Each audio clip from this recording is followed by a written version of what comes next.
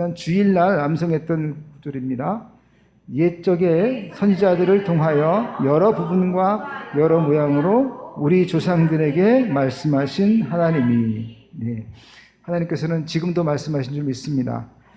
오늘은 데살로니가전서 5장 18절입니다. 범사에 감사하라. 이것이 그리스도 예수 안에서 너희를 향하신 하나님의 뜻이니라. 아멘. 한번 같이 따라합시다. 모든 일에 감사합니다. 모든 일에 감사합니다. 네. 성도라고 하는 것은 하나님께 감사를 드리며 사는 사람입니다. 하나님께서 제일 기뻐하시는 것이 감사예요. 하나님께 예배를 드리는 기본적인 정신도 감사합니다. 또 헌신하고 봉사하는 모든 일도 감사하는 마음으로 하는 겁니다. 감사가 그 중심에 있어야 참다운 헌신과 희생이 되고 봉사가 되는 것이죠. 심지어 하나님께 기도할 때도 감사함으로 아뢰라, 이렇게 성경은 말씀하고 있습니다. 감사하는 마음이 그 중심에 없다, 그거는 무효입니다. 근데 이 세상 사람들은 감사하지 않아요. 로마서 1장 21절을 보게 되면 하나님을 알되 하나님으로 영화롭게도 아니하며 감사치도 아니하고 오히려 그 생각이 허망하여지며 미련한 것이 어두워졌나니, 이렇게 말씀하십니다. 이렇게 하나님께 감사하지 않은 세대, 그것이 믿지 않는 사람들이요, 또 말세를 당한 사람들의 모습입니다. 그래서 하나님께서 그 정욕대로 내버려 두시니까 오만 가지 죄들이 쌓입니다. 불의, 추악, 탐욕, 악의가 가득하고 시기, 살인, 분쟁, 사기, 악독이 가득하고 수근수근하고 비방하고 능욕하고 또 교만하고 자랑하고 악을 도모하고 부모를 거역하고 우매하고 배약하고 무정하고 무자비한 일들이 벌어지게 됩니다. 그러니까 하나님이 계심을 인정하고 그 하나님께 감사해야 되는데 감사하지 않으니까 죄악이 만연해지는 겁니다. 하나님께 감사를 드리는 것은요, 우리가 이러한 죄들에 빠지지 않는 비결입니다. 그러므로 감사하시기를 바랍니다. 첫 번째, 감사는 하나님의 명령입니다. 감사는 해도 되고 안 해도 되고 그런 게 아니에요. 하나님의 자녀라면 반드시 감사해야 합니다. 오늘 본문에도 범사에 감사하라 했는데 이 감사하라가 명령형입니다. 여러분, 아들이 이제 군대 갔는데 군대 가면 상사의 말에 또 장교들의 말에 복종해야 됩니다. 토를 달지 말고 복종해야 돼요. 왜 자꾸 그 복종하는 걸 시키냐? 전쟁터에서 앞으로 진격하는데 안 가면 되겠습니까? 안 되겠습니까? 그렇죠. 그러므로 평소부터 계속 명령하면 복종하도록 훈련을 받는 겁니다. 근데 이게 이게 바로 명령이에요. 명령. 하나님의 명령. 군대 상관 정도의 명령이 아니라 하나님 아버지의 명령입니다. 그럼 우리는 순종해야 되는 것이죠. 빌립보 4장 6절 말씀에 아무것도 염려하지 말고 오직 모든 일에 기도와 간구로 너희 구할 것을 감사함으로 하나님께 아뢰라. 이 명령형입니다. 시편 136편 감사라는 말씀이 반복되어 나오는데 거기도 뭐예요? 여호와께 감사하라. 모든 신에 뛰어나신 하나님께 감사하라. 홀로 큰 기사를 행하시는 이에게 감사하라. 예전에 우리 이영자님이 이 시편을 다 암송하신다는 말씀을 들었어요. 그렇죠? 명령이에요, 명령. 하나님 명령하시는 거예요. 근데 그게 무겁고 힘든 어려운 명령이 아닙니다. 아브라함처럼 여러분 자식을 바치라는 명령도 아닙니다. 그렇죠? 너희 생업이나 너희 생명을 다 바치라고 명령하시는 것도 아닙니다. 그냥 뭐예요? 감사하는 마음을 가지라는 거예요. 그것을 입술로 고백하는 겁니다. 하나님의 은혜를 깨닫고 그 은혜를 주신 하나님께 영광을 돌리는 것, 그것은 뭐예요? 하나님 감사합니다. 이렇게 고백하는 거예요. 하늘에 있는 모든 것이 주님 것이고 땅에 있는 모든 것도 다 주님 것입니다. 우리가 무엇을 더 더해 드릴 수 있겠습니까? 다 주님 것입니다. 그러므로 가장 중요한 건 뭐냐? 우리 입술로 주님을 찬양하는 거예요. 감사합니다. 하나님, 그것만큼 중요한 게 없습니다. 한 문자를 보게 되면 감동받을 때 쓰는 감자예요. 그 다음에 살해하다 할 때 사자입니다. 그러니까 감사라고 하는 것은 마음에 뭐가 있어야 돼요? 먼저 감동이 먼저 와야 돼요. 감동. 이 감동이 없는 사람들 많습니다. 춤을 춰도 웃지 않고, 그죠? 그냥 무뚝뚝한 사람들 많아요. 왜 그래요? 마음에 감동이 없기 때문에 그런 거예요. 하나님께서 우리에게 감사하는 마음을 주신 것은요, 이 명령하시는 이유는 우리에게 해주신 것이 없는데 그냥 감사를 받겠다고 말씀하시는 게 아니에요. 주님 우리에게 먼저 주신 것이 있어요. 십자가를 가만히 묵상해 보세요. 그러면 내가 하나님께 받은 것이 감동으로 밀려오게 되어 있습니다. 그러면 그 감동으로부터, 그 십자가의 은혜의 감동으로부터 감사가 나오기 시작하는 겁니다. 여러분, 그 십자가를 많이 묵상하시기 바랍니다. 깊이 묵상하십시오. 주님의 고난과 희생, 사랑을 더 많이 체험하기 위해서 더 깊은 묵상으로 들어가 보세요. 그러면 우리는 감동하게 되고 감사하게 될 수 있습니다.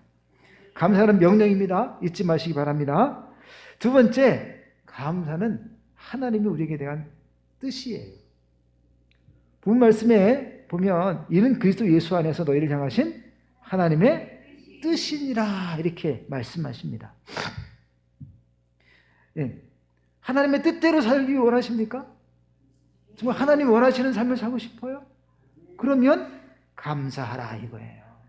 그게 하나님이 원하시는 뜻이에요. 그리고 감사할 때 우리는 하나님의 도구가 됩니다. 여러분, 우리가 등경 위에 등불로 비치는 삶을 살아야 되잖아요. 근데 늘 짜증내고 불평하고 원망하면 등불이 될 수가 없어요. 그렇죠? 그러나 감사하면 등불의 삶을 살 수 있게 되는 겁니다. 그러므로 우리는 감사할 때 하나님의 도구가 될 수 있습니다. 그리고 하나님께서 우리 인생을 향한 가장 중요한 뜻이 뭐냐? 우리가 예수님을 믿고 영원한 생명을 누리는 것입니다. 그러면서도 이 세상에서 죄에 얽매이지 않고 참된 자유를 누리면서 자녀답게 살기를 원하시는데, 즉 영생을 얻고 구원받고 영생을 얻는 거 하는 뜻이죠. 그런데 그 구원받은 자가 어떻게 살기를 원하시느냐? 어떻게 살아요? 감사를 하며 살기를 원하시는 거예요. 오늘 본문에서도 감사가 하나님의 뜻이라고 할 때 4장 이하에서 강조되는 부분이 있습니다. 그게 뭐냐면 4장 3절 말씀 보게 되면 하나님의 뜻은 이것이니 너희의 거룩함이니라 또 이렇게 말씀하셔요. 그러니까 하나님의 뜻은 우리가 감사하는 것이고, 그렇죠? 그리고 감사할 때 우리가 어떻게 된다? 거룩한 삶이 된다는 거예요. 사람들은요, 자기에게 주어진 것들에 감사하지 못합니다. 자꾸 원망하고 불평하고 죄를 지어요. 한번 생각해 볼까요? 내게 부모님이 계셔요. 엄마, 아버지가 계십니다. 여러분 감사하세요. 얼마나 감사한 일입니까? 다른 부모하고 비교하면서 왜 우리 부모는 이렇게 못해주나 이런 생각하지 마세요. 하나님이 다 내게 꼭 필요한 부모를 주신 거예요. 또 자녀가 있습니다. 자녀가 얼마나 귀합니까? 그렇죠? 때로는 키우기 힘들 때가 있죠. 속썩일 때도 있죠. 그러나 그 자녀가 주는 기쁨이 있습니다. 그러므로 감사해야 됩니다. 남편과 아내도 마찬가지입니다. 그렇죠? 서로 감사하는 마음이 있어야 돼요. 그러려면 이런 마음이 좀 있어야 될 것 같아요. 나같이 부족한 사람에게 어떻게 이렇게 좋은 아내를 주셨는가 이런 마음이 있어야 돼요. 또 어떻게 이런 좋은 남편을 나에게 만나게 해주셨는가 이런 마음을 좀 가져야 됩니다. 그렇죠? 그렇게 될 때 다른 남자 다른 여자 찾지 않는 거예요. 왜? 감사할 때 친구를 소중히 여기고 이웃을 소중히 여기고 그들이 나의 친구가 됨을 감사하고 그들이 나의 이웃이 됨을 감사해야 합니다. 사람 살이 다 마음 맞는 사람끼리 만날 수는 없어요. 그렇죠? 그러나 우리 그리스도인들은 너그러운 마음을 가지고 대해야 됩니다. 이웃에 대하여 넉넉한 마음을 좀 가져야 돼요. 그래서 그걸 통해서 그 너그러운 품을 통해서 주님의 사랑이 전파될 수 있다고 하는 것입니다. 어떤 중세의 한 수도사가 제자들을 가르치면서 이런 글을 남겼어요. 감옥과 수도원의 차이. 감옥과 수도원은 환경상으로 매우 비슷할 수 있다는 거예요. 왜요? 늘 일과 시간 정해진 대로 그 수도원을 벗어나지 못하죠. 그렇죠? 때로는 뭐예요? 침묵수원해가지고 말도 안 하는 그런 시간도 있고 정해진 시간에 일어나서 기도하고 새벽부터 시작해서 또 수도원에 가면 꼭 노동을 합니다. 낮에는 또 노동을 하고 성경을 배우고 기도하고 계속 이게 반복돼요. 똑같은 일이 계속 반복됩니다. 마치 뭐 같아요? 감옥 같죠. 그렇죠? 그런데 무엇이 감옥을 지옥으로 만들고 또 수도원을 천국으로 만드는가 이거예요. 그것은 감옥에서는 불평으로 하루를 시작하고 수도원에서는 감사로 하루를 시작하기 때문이다. 이렇게 말했습니다. 이게 바로 감옥과 수도원의 차이라는 거예요. 그러나 만일 수도원에 있는 우리가 감사를 잃어버리면 수도원이 지옥으로 변할 것이고 감옥에 있는 자들이 감사를 발견한다면 감옥이 오히려 천국이 될 것이다. 그랬어요. 여러분, 감사가 우리의 참 환경을 바꾸는 거예요. 오늘 우리 가정에는 하나님께 정말 감사가 있습니까? 감사 없는 사람은요, 하나님의 자녀라도 마귀를 하게 되어 있는 겁니다. 감사를 잃어버린 순간 지옥으로 변하는 거예요. 여러분의 삶과 가정을 감사함으로 천국을 만드시기 바랍니다. 뿐만 아니라 이 하나님의 뜻은 예수 안에서 너희를 향하신 하나님의 뜻이라고 말씀하고 있습니다. 하나님께서 예수 그리스도를 통하여 우리에게 주신 뜻은 예수님을 믿음으로 말미암아 영생을 얻는 것입니다. 그렇죠? 예수님을 통하여 우리의 구원을 주신 하나님께서는 이제 우리가 뭐 하며 살기를 원하셔요? 감사하며 살기를 원하신다는 거예요. 하나님께서는 예수님을 통하여 우리에게 영원한 생명을 주시고 우리에게 감사하는 삶을 살라고 명령하십니다. 하나님께서는 우리 성도들이 영원한 천국에서 영생 복락을 누리기를 원하셔요. 그러면서도 이 세상에서 복을 받고 참된 행복을 누리며 살기를 원하십니다. 이미 우리는 영생을 얻었고예요. 영생 얻은 자의 삶을 살고 있습니다. 천국으로 이어지는 삶이에요. 그러면 이 땅에서도 우리가 감사하는 삶을 살아야 됩니다. 감사가 하나님의 뜻이라고 하는 말은 하나님께서 감사하는 자들에게 복을 주신다는 말씀으로 이해할 수 있는 거예요. 감사는 축복을 가져옵니다. 성경에 보면 축복된 삶을 산 사람들의 그 삶을 가만히 들여다보면 그들이 뭐 했다고요? 감사하는 삶을 살았다는 거예요. 아벨은 하나님께 감사하는 예배를 드렸습니다. 그랬더니 첫 번째 순교자의 반열에 오르게 되는 거죠. 아브라함은 감사했습니다. 그랬더니 그 자녀가 죽음에서 살아나는 기적을 경험하게 되는 거죠. 이삭 또한 감사하는 자였습니다. 그랬더니 하나님께서 얼마나 복을 주냐면 가는 곳마다 샘을 파면 그 물이 나오는 거예요. 그리고 나그네의 삶을 살았지만 거부가 되게 되었더라. 이렇게 성경은 마지막 평가합니다. 하나님 뭐예요? 부유하게 해주신 겁니다. 감사하는 사람은요, 기적의 주인공이 돼요. 다윗은 감사함으로 이스라엘 최고의 시대를 만들었습니다. 다니엘은 감사함으로 사자 굴 속에서도 죽지 않고 나왔습니다. 바울과 실라는 감사했더니 감옥이 천국으로 바뀌는 거죠. 빌립보 교회가 만들어 세워지게 되는 거죠. 감사가 시작인 겁니다. 그러므로 교회도 마찬가지예요. 교회도 어떻게 든든하게 서가느냐? 감사함으로 든든하게 서가는 겁니다. 감사하는 사람은 기적의 주인공이 되는 거예요. 감사하는 성도에게 주님이 육신의 건강을 주십니다. 사업의 형통도 주십니다. 감사하는 사람은요, 물질의 풍요를 주십니다. 자녀와 가족들의 삶 가운데 기쁨이 넘치게 해주시는 거예요. 감사는 또 다른 감사를 낳습니다. 작은 감사를 하면 큰 감사가 생기는 거예요. 감사하는 사람에게는요, 마귀가 틈탈 수 없습니다. 주님께 감사하고 범사에 감사하시고 사시기를 바랍니다. 이것이 그리스도 안에서 우리를 향한 하나님의 뜻이에요. 세 번째, 범사에 감사해야 합니다. 감사하면 그 세 가지로 구분할 수 있을 것 같아요. 첫 번째 사람은 은혜를 받고도 감사할 줄 모르는 사람. 그렇죠? 부모님이 정말 목숨 바쳐서 낳고 길러준 거 아닙니까?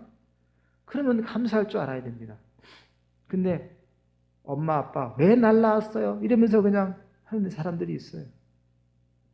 이거 완전히 둘째 아들 같죠, 그죠? 그렇게 되면 안 됩니다. 두 번째는 은혜를 받으니까 감사하는 사람이 있어요. 부자가 됐으니까 감사하고, 질병을 치료받았으니까 감사하고, 좋은 곳에 합격했으니까 감사하고, 이런 거죠. 조건부 감사입니다. 이런 사람들은 감사한 일이 있을 때는 감사하지만 감사한 일이 없을 때는 불평할 수가 있어요. 한번 출애굽할 때 한번 생각해 보세요. 하나님의 살아계심을 눈으로 직접 체험한 사람들 아닙니까?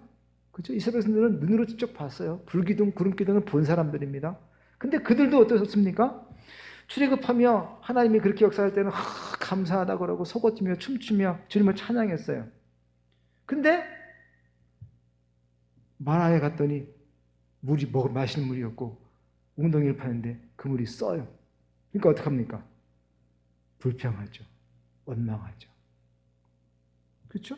그러니까 조건적인 감사를 하기 시작하면, 그러면 그 조건이 없을 때는 원망하고 불평하고 하나님께 대적할 수가 있는 겁니다. 세 번째는 범사에 감사하는 겁니다. 감사할 일이 있건 없건, 쓰나 다나 무조건 감사하는 거예요.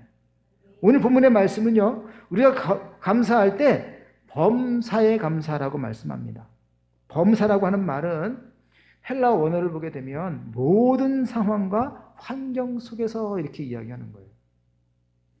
영어를 보게 되면 세 가지로 좀 구분될 수 있어요.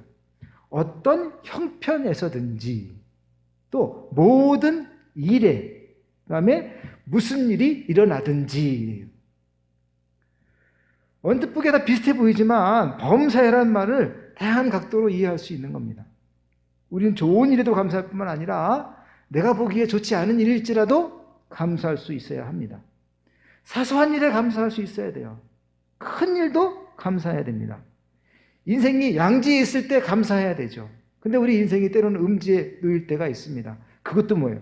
감사하는 겁니다. 그래서 감사하지 않고 지나가는 것이 없도록 하는 겁니다. 모든 것에 감사하는 거예요. 어떤 환경과 조건 속에서도 기쁨과 소망이 넘쳐 감사하는 생활을 하는 겁니다. 즉, 조건을 달지 않는 거예요. 진정으로 감사할 이유가 그리스도 예수 안에 있습니다. 그렇죠? 근데 이걸 깨닫지 못하면 우리가 쉽게 넘어지고 원망하게 되는 겁니다. 믿음의 눈을 떠서 보게 되면 모든 것이 감사할 수 있어요. 우리가 잘 아는 하박국 선지자가 있지 않습니까? 비록 무화과나무가 무성치 못하며 포도나무에 열매가 없으며 감람나무에 소출이 없으며 밭에 식물이 없으며 우리의 양이 없으며 외양간에 소가 없을지라도 나는 여호와를 인하여 즐거워하며 나의 구원의 하나님을 인하여 기뻐하리로다. 예.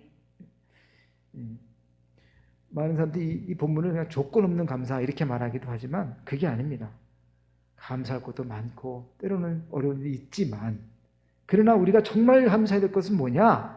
오직 구원의 하나님을 믿고 있다고 하는 것, 그 구원의 하나님이 나의 하나님이 되신다고 하는 것, 그거 한 가지만으로도 너무 감사한다는 의미인 겁니다. 좋은 일을 만나면 여러분 감사하십시오. 네, 감사해야 됩니다. 어떤 사람들은 좋은 일을 만나고도 감사를 안 해요. 자기가 잘한 줄 알아요. 그냥 그게 자기가 운이 좋아서 그런 줄 알아 착각하는 거예요. 모든 게 뭐예요? 하나님의 은혜인 것을 알고 하나님 감사해야 됩니다. 그런데 때로 좋지 않은 일을 만날 때가 있어요. 하나님은 자비로우셔서 무더운 여름에 소나비를 주는 것처럼 가끔 우리에게 삶에 기쁨도 주십니다.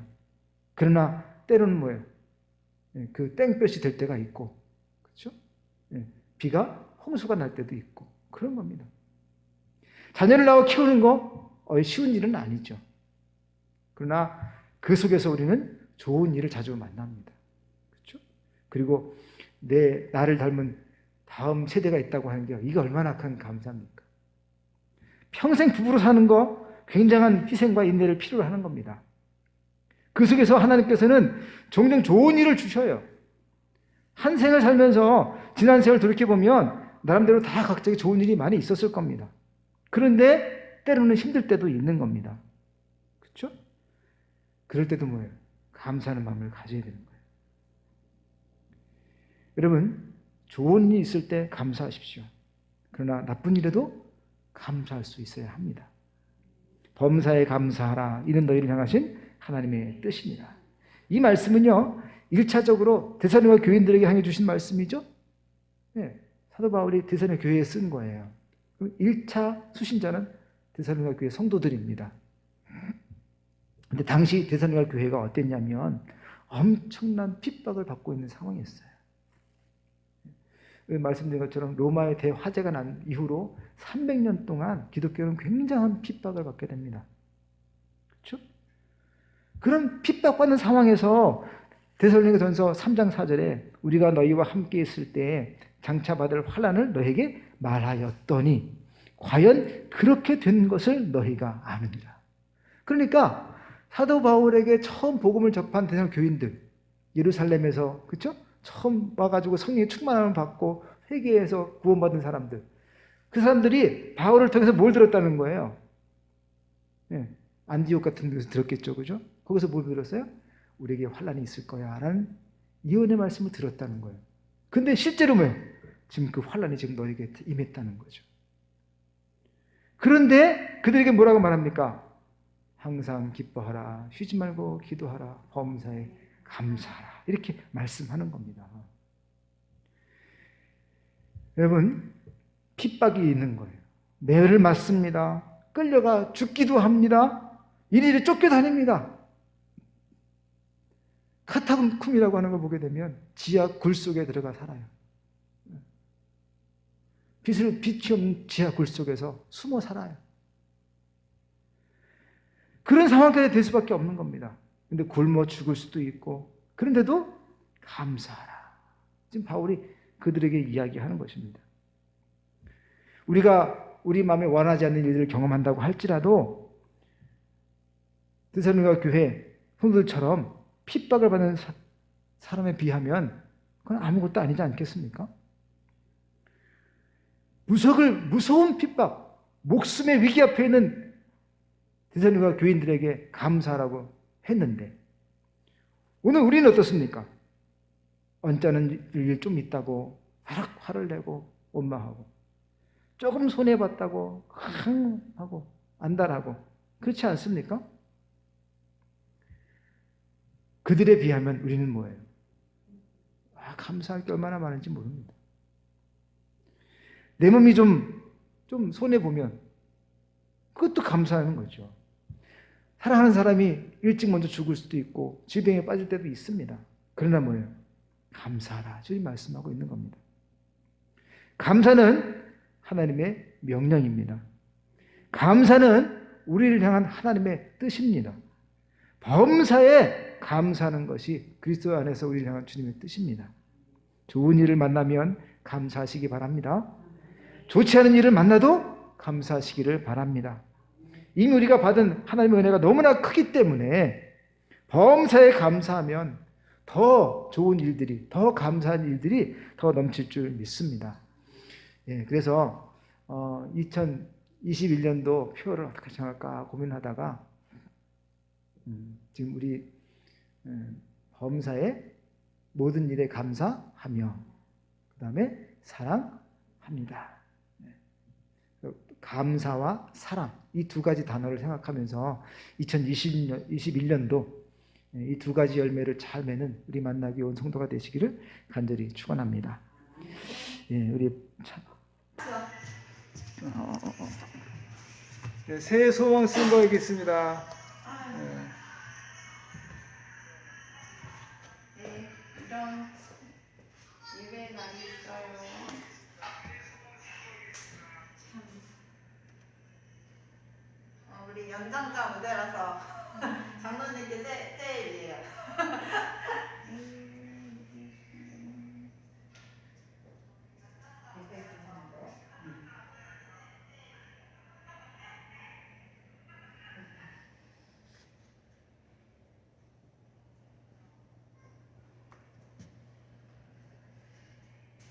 예, 우리 다운이가 글씨를 썼네요. 예. 여자친구를 원하는 우리 다운이. 다운이가 여자친구 사귀고 싶다고 했다고? 누가 다운이가 예쁜 여자친구를 만나고. 이거 조그만 애가 진짜네?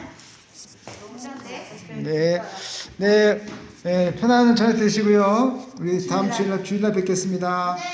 새해 복 많이 받으세요.